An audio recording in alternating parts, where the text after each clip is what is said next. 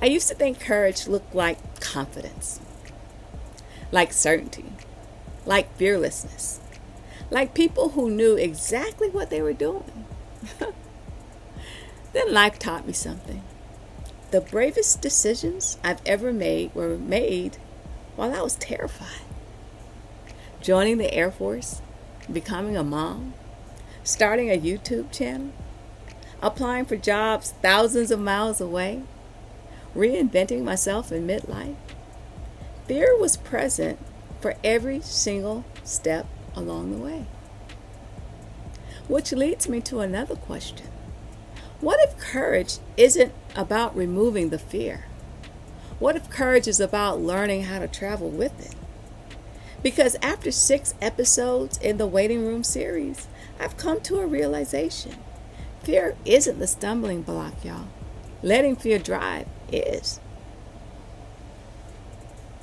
Throughout this series, we've talked about the hidden grief of becoming someone new, feeling stuck despite doing everything right, putting our lives on hold, what waiting reveals about us, and the last one, what happens when the doors don't open.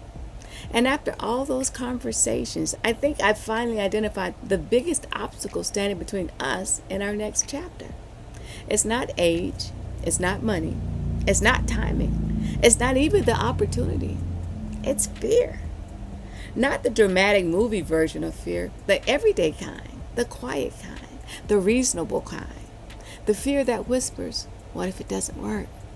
What if I fail? What if I'm disappointed again? What if I'm too late? The kind of fear that sounds practical. The kind of fear that convinces us to stay exactly where we are. So let's take a few minutes to examine it.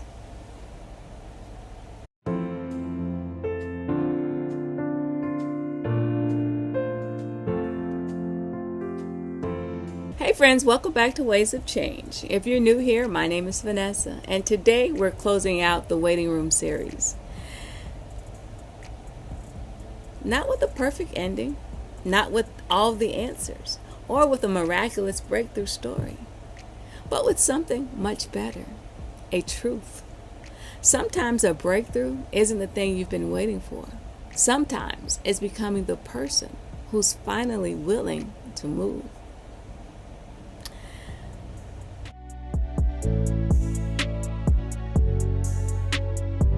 Y'all, for years, I believed something that turned out not to be true. And maybe you believed it too.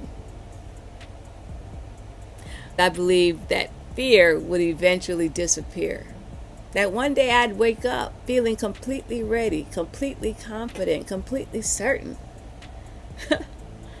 I'm still waiting on that day. Because life doesn't seem to work that way. Fear doesn't leave, it just evolves. When we're young, we fear failing. Later on, we fear starting over, and then we fear being too old, too late, too comfortable, too settled. Yeah, fear simply changes clothes. And a mistake many of us make is believing we must wait until fear leaves before we can act. But what if fear never leaves? What if courage is deciding to move anyway? And nowhere was that more obvious to me than making one of the biggest decisions of my life.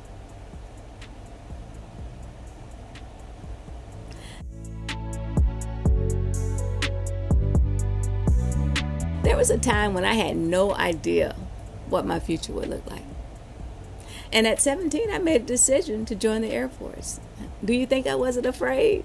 I absolutely was. I didn't know where it would take me. I didn't know who I would become. I didn't know what opportunities it would create. But I did it anyway. And looking back, that decision changed the trajectory of my life. Not because fear disappeared, but because I moved while fear was present. And that's one lesson I've had to enforce over and over again.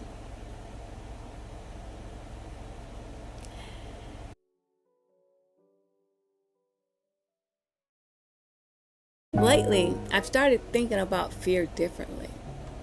So imagine your life like a car. Fear gets in, fear always gets in. Fear rides shotgun with you. The question isn't where the fear is present. The question is who's driving. Fear can ride. Fear can complain. Fear can point out every possible disaster. But fear doesn't get the keys and slide over in the driver's seat. And while we're talking about fear, there's something else I've learned. Not all fear belongs to us.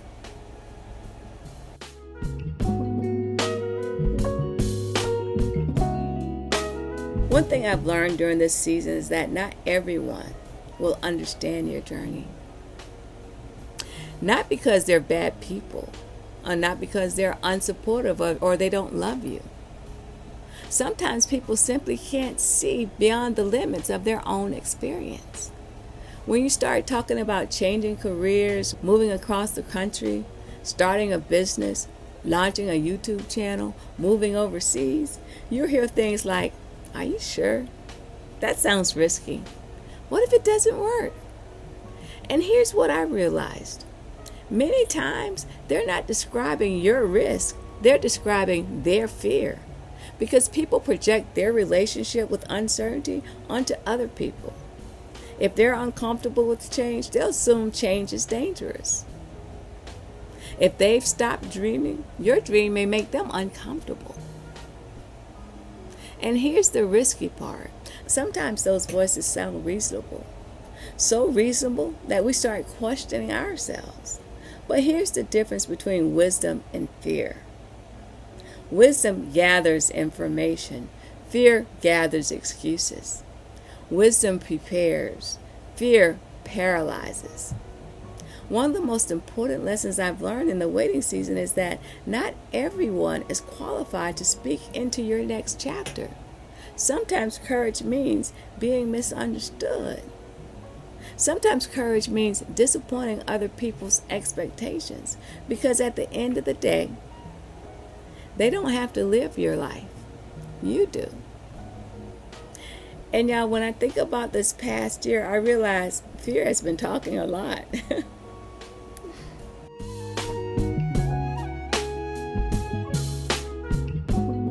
When I interviewed for the San Francisco position, fear came along. Fear talked about distance. Fear talked about risk. Fear talked about the uncertainty of it all. And then I didn't get the job, which is okay. But guess what? Fear got loud again. But here's what changed. I recovered faster. I gave myself 24 hours, and then I got back up. Growth isn't becoming fearless. I wish it was. Growth is becoming recoverable faster. And maybe that's where the biggest lesson of this entire series has been hiding.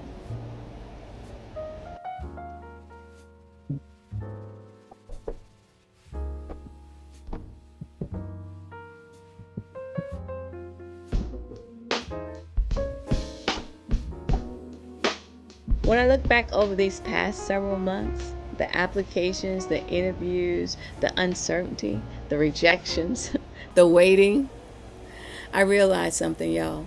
The biggest transformation wasn't happening around me, it was happening within me. Maybe the breakthrough isn't the job. Maybe it's learning how to handle rejection differently. Maybe the breakthrough isn't retirement. Maybe it's learning patience. Maybe the breakthrough isn't the open door, but it's becoming willing to walk through one more. The woman who started this journey is the same woman who's sitting here today. That's the breakthrough.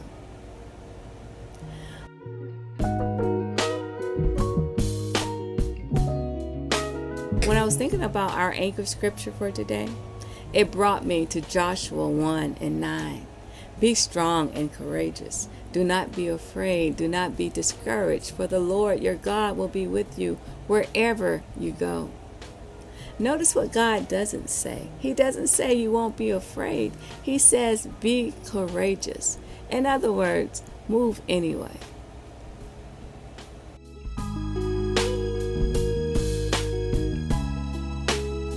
As I've been creating this waiting room series, one thing has become very clear to me. Many of us think we're waiting for the pivot, the new job, the retirement, the move, the breakthrough, the opportunity. But what I've learned is that the hardest part isn't always the pivot itself. It's finding peace before it arrives. Because anyone could feel hopeful when the door is open. The real challenge is maintaining your peace when it's still closed in this season here. That's actually why I created the Peace Before the Pivot Toolkit. Not because I have all the answers, because I don't. Or because I figured everything out, because I haven't. But because I've spent enough time in the waiting season to know how easy it is to lose yourself while waiting for things to change. This toolkit is designed to help you stay grounded, stay hopeful, stay focused, and most importantly, stay connected to yourself while you're navigating this uncertainty. Because your life doesn't begin after the breakthrough. Your life is happening right now.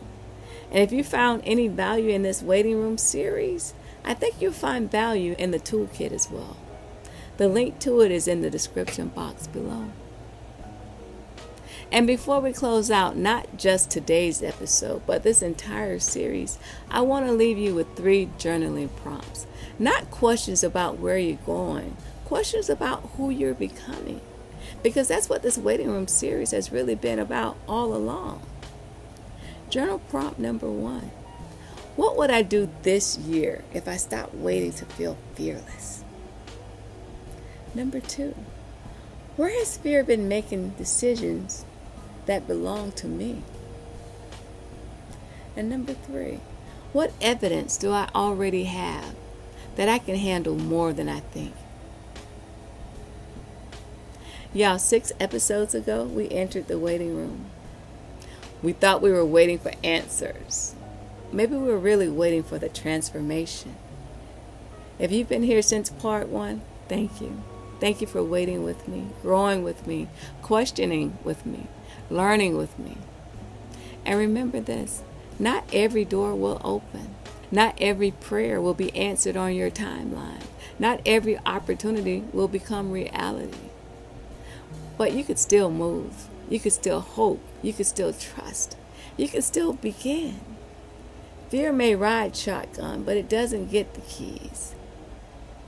If this is your first episode in the Waiting Room series, I encourage you to go back and watch all 6 parts, because together they tell one story. A story about waiting, growth, faith, reinvention, and discovering that sometimes the breakthrough isn't what's happening around us. It's happening within us. If this series has encouraged you, challenged you, or remind you that you're not alone, leave a comment below and tell me, what was your biggest lesson from the waiting room? And if you know someone who's sitting in their own waiting room right now, share this series with them. And don't forget to like, subscribe, and turn on the notifications. And if you're navigating your own season of uncertainty, check out the Peace Before the Pivot Toolkit linked below. Sometimes all a person needs is a reminder that their story isn't over. And maybe neither is yours. Until next time, y'all, I'm Vanessa, and this is Waves of Change. Remember, you're never too late, and your peace is never too far. I'll see you on the next wave. Bye.